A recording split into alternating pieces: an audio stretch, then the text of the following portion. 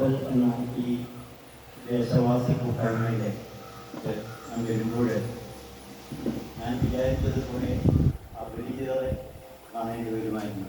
പക്ഷേ ഞാനിവിടെ എത്തിയപ്പോഴാണ് മനസ്സിലായത് ഒത്തിരി മുഖങ്ങളെ എനിക്ക് നേരത്തെ പരിചയമുള്ളവരാണ്.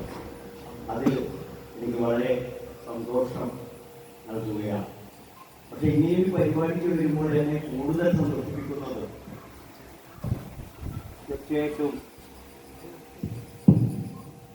സന്തോഷിപ്പിക്കുന്ന എന്താണെന്ന് വെച്ച് കഴിഞ്ഞാൽ ഒരു അധ്യാപകൻ എന്ന നിലയിൽ എപ്പോഴും സന്തോഷം തരുന്ന ഒരു രംഗം എന്താണെന്ന് വെച്ചാൽ അധ്യാപക ഈ കൂട്ടത്തിലുണ്ടെങ്കിൽ അവർക്കറിയാം. നമ്മുടെ മിടുക്കരായ വിദ്യാർത്ഥികളെ കാണുമ്പോഴാണ്. എന്നെ സംബന്ധിച്ചിടത്തോളം ഒരു 10-33 വർഷം മാഫി മേഖലയിലും അതുപോലെ തന്നെ ഇപ്പോഴും ഞാൻ പഠിപ്പിച്ചുകൊണ്ടിരിക്കുന്നുണ്ട് എന്നുള്ളതാണ്. കാരണം അതൊരു പാഷനാണ്. എനിക്ക് എന്നിൽ എപ്പോഴും ആരോ നിക്ഷേപിച്ചു പോയ ഒരു എന്തോ ഒരു വരമാണ് എനിക്ക് പഠിപ്പിക്കുക എന്നുള്ളത്. വലിയൊരു ഇഷ്ടമുള്ള കാര്യമായതുകൊണ്ട് തന്നെയാണ് ഇപ്പോഴും ഞാൻ പഠിപ്പിച്ചുകൊണ്ടിരിക്കുന്നത്. പക്ഷെ എനിക്കുള്ള സന്തോഷം എന്താന്ന് പറഞ്ഞാൽ എപ്പോഴെങ്കിലും വഴിക്ക് കാണുമ്പോൾ മാഷേ എന്തൊക്കെയാണ് സുഖമാണോ എന്ന് ചോദിക്കുന്ന ഈ വിദ്യാർത്ഥികളെ കാണുമ്പോഴാണ്. അവർ പഴയ വിദ്യാർത്ഥികൾ അവർ പല തലങ്ങളിലുമുണ്ട്. ഇപ്പോൾ ആശുപത്രികൾ ചെല്ലുമ്പോൾ ഞാൻ പഠിപ്പിച്ച വിദ്യാർത്ഥികളായിരിക്കും അവിടെ ഡോക്ടർമാരായിട്ടുണ്ടാവുക. അപ്പോഴുള്ള സന്തോഷം. അതേപോലെ തന്നെ മറ്റു മേഖലകളിൽ പോകുമ്പോൾ ഒരുപക്ഷെ സ്കൂളുകളിൽ പോകുമ്പോൾ ഞാൻ പഠിപ്പിച്ച വിദ്യാർത്ഥികൾ അധ്യാപകരായിട്ട് കാണുമ്പോൾ, അവർ വ്യവസായികളായിട്ട് കാണുമ്പോൾ, അവർ മുതലാളിമാരായിട്ട് കാണുമ്പോൾ, അതുമാത്രമല്ല എല്ലാ തലങ്ങളിലും വിവിധ തലങ്ങളിൽ വിരാജിക്കുന്നവരെ ശിഷ്യന്മാരായിട്ട് കാണുമ്പോഴാണ് എനിക്കത് അവരൊന്നും പാഴായിപ്പോയില്ല എന്നുള്ള സന്തോഷമാണ് പകരുന്നത്. ഇവിടെയും അതുതന്നെയാണ്. ഇവിടെ നിങ്ങളുടെ നാട്ടിലെ 4 മിടുക്കരായ വിദ്യാർത്ഥികളെ അനുമോദിക്കുന്ന ചടങ്ങാണ് ഇത്. അവർ A+ നേടി എന്ന് പറയുമ്പോൾ ഞാൻ 1973 SSLC പാസ്സാകുന്നത്. 1973 SSLC പാസ്സാകുന്ന സമയത്ത് എൻ്റെ SSLC മാർക്ക് ലിസ്റ്റ് നോക്കിയാൽ 287 മാർക്കാണ് എനിക്ക് കിട്ടിയത്. 287 മാർക്ക്, 50% ഇല്ല. ആ 257 മാർക്ക് വെച്ചിട്ടാണ് ഞാനിങ്ങനെ നോക്കുമ്പോൾ ഈ വിദ്യാർത്ഥികൾ 90-100% മാർക്കോളം കിട്ടിയിട്ടാണ് A+ നേടിയിരിക്കുന്നത്. അവരെ കാണുമ്പോൾ നമ്മൾ ചെറുതാകല്ല, നമുക്ക് അഭിമാനം തോന്നുന്നു. ഇത്രയും ഉയർന്ന തലങ്ങളിൽ ആ കുട്ടികൾ എത്തിയല്ലോ എന്നുള്ളത്.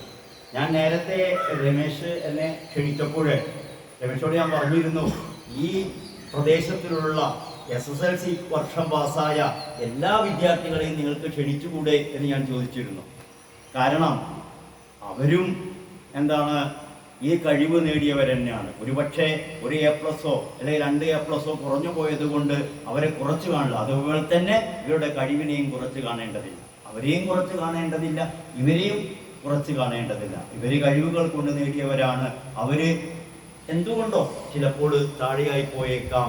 അവർ മിടുക്കന്മാരായിട്ട് മാറേണ്ടതാണ്. നമ്മുടെ ദേശത്തിൻ്റെ കരുത്തായിട്ട്, ദേശത്തിൻ്റെ ഒരു അഭിമാനമായിട്ട് അവരും മാറേണ്ടതായിരുന്നു. അവരും ഈ വേദിയിലുണ്ടായിരുന്നെങ്കിൽ വളരെ സന്തോഷകരമായ ഒരു കാര്യമായിരിക്കും എന്ന് എനിക്ക് തോന്നുന്നു. ഏതായാലും അടുത്ത വർഷമെങ്കിലും നിങ്ങൾ അങ്ങനെ ഒരു തീരുമാനം എടുക്കണമെന്ന് ഞാൻ ആദ്യമായി പറയുകയാണ്. എല്ലാ വിദ്യാർത്ഥികളെയും അവരാരെയും കുറച്ച് കാണുക, തോറ്റവരെ പോലും നമ്മൾ കുറച്ച് കാണേണ്ട ആവശ്യമില്ല. കാരണം നമുക്ക് അറിയാം, ഏറ്റവും ശതകോടീശ്വരന്മാരിൽ ഒരാളാണല്ലോ ബിൽ ഗേറ്റ്സ്. മൈക്രോസോഫ്റ്റിൻ്റെ തലവനാണ്. മൈക്രോസോഫ്റ്റിൻ്റെ തലവൻ കമ്പ്യൂട്ടർ എഞ്ചിനീയറായിരുന്നു. അദ്ദേഹം എഞ്ചിനീയറിംഗ് ആണ്. ആ പഠിച്ചിരിക്കുന്നപ്പോൾ അദ്ദേഹം പറയുന്നുണ്ട്, ഞാൻ എൻ്റെ പിൻബെഞ്ച് താരമായിരുന്നു, ആ ക്ലാസ്സിലെ പിൻബെഞ്ച് താരമായിരുന്നു ഞാൻ. പക്ഷെ എനിക്കിപ്പോൾ അഭിമാനമുണ്ട്, അന്ന് ഫസ്റ്റ് റാങ്കും സെക്കൻഡ് റാങ്കും കിട്ടിയവരൊക്കെ എൻ്റെ സ്ഥാപനത്തിൽ ജോലി ചെയ്തുകൊണ്ടിരിക്കുന്നു എന്നാണ് പറയുന്നത്. അതായത് അദ്ദേഹം പറയുന്നത് അതാണ്, ഏതൊരു മനുഷ്യനും എവിടെ എത്തുമെന്ന് നമുക്ക് പറയുവാൻ പറ്റില്ല.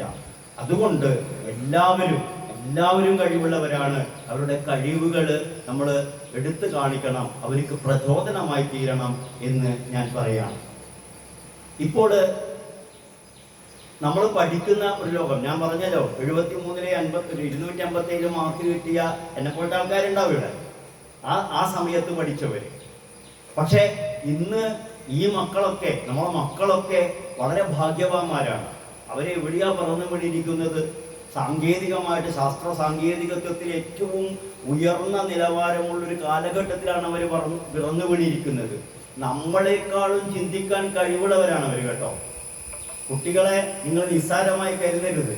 ഏകദേശം 86 ബില്യൺ, അതായത് 86 ബില്യൺ എന്ന് പറഞ്ഞാൽ 8600 കോടി ന്യൂറോണുകളുള്ള മസ്തിഷ്കവുമായിട്ടാണ് മനുഷ്യൻ പിറന്നു വീഴുന്നത്. ഈ കുട്ടികളിലൊക്കെ നമ്മളിലൊക്കെ ഒരുപക്ഷെ പ്രായം കഴിയുന്നതും അതിൻ്റെ ന്യൂറോണുകളുടെ അല്ലെങ്കിൽ നാഡീകോശങ്ങളുടെ എണ്ണം കുറഞ്ഞു വരുന്നുണ്ടാവാം. പക്ഷേ എന്നിരുന്നാൽ ഇവരൊക്കെ വളരെ നമ്മളെക്കാളും 7 ഇരട്ടി വേഗതയിൽ ചിന്തിക്കുന്ന മക്കളാണ്. ആ കാലഘട്ടത്തിൽ പിറന്നു വീണുകൊണ്ട് ഞാനിപ്പോൾ കമ്പയർ ചെയ്യാറുണ്ട് ഈ മക്കളുമായിട്ട്. നമുക്കറിയാം, ഞാൻ ടെലിഫോൺ വിളിക്കുന്നത് 9ാം ക്ലാസ് പഠിക്കുമ്പോഴാണ്. ഒരു ഡയലിംഗ് ടെലിഫോൺ വിളിക്കുന്നത്. നിങ്ങൾക്ക് ചരിത്രം അറിയാമോ? ആരാണ് ടെലിഫോൺ കണ്ടുപിടിച്ചത്? ഈ മക്കളോട് ഞാൻ ചോദിക്കട്ടെ. അതെ, 1876 അലക്സാണ്ടർ ഗ്രഹാം ബെൽ എന്ന് പറയുന്ന ശാസ്ത്രജ്ഞൻ 1876 ടെലിഫോൺ കണ്ടുപിടിക്കുന്നത്. അതിന് 1973 നമ്മുടെ മാർട്ടിൻ കൂപ്പർ എന്ന് പറയുന്ന ശാസ്ത്രജ്ഞൻ മൊബൈൽ ഫോൺ കണ്ടുപിടിക്കുന്നത്. മൊബൈലിലേക്ക് എത്തി 1973 ആകുമ്പോഴേക്ക്. ആ മൊബൈൽ ഫോൺ എന്തായിരുന്നു? ഒരു കട്ട പോലത്തെ ഒരു സാധനമാണ്. ഇഷ്ടികയുടെ വലിപ്പമുള്ള മൊബൈൽ ഫോണായിരുന്നു മാർട്ടിൻ കൂപ്പർ വിളിച്ച്